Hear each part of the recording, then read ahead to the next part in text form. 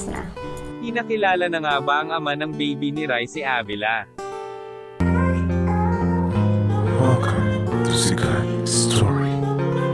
Viral ngayon ang post ni Ricey Avila na may anak na siya at 5 months na ito. Nagulat ang mga fans niya dahil hindi alam ng mga tagahanggan niya na buntis na pala siya noon pa lang siya ay nasa Idol PH.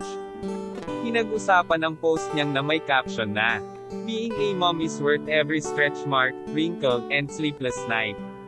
Ayon sa interview niya kanina kay Mr. Pebbles ay sinagot nga niya dito na totoong may baby na siya at ayaw din niyang pangalan ang ama ng baby niya.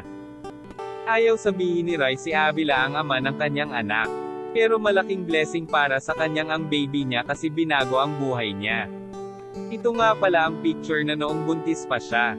Ang tanong ay ito ng aba ang ama ng anak niya o hindi. Basahin natin ang comment ng mga fans niya. Kala ko joke time lang yung post mo nakaraan about single mom. Ngayon naniniwala na ko kita ang beautiful stretch marks mo. Naalala ko yung last boyfriend niya. Feeling ko yun yung tatay. Anyways, congratulations Mami Ricey. Your baby is your lifetime blessing. Sumali siya sa Idol Philippines, buntis siya. Kaya pala noong audition ang luwang ng damit niya. Galing din namin na haul ata chan mo Ricey.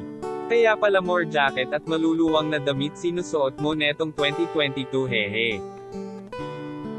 God bless. Comment kayo kung kilala nyo ang ama ng baby niya. Yan lang ang mainit na chika natin ngayon. Halina't mag-like, share and subscribe. Thank you.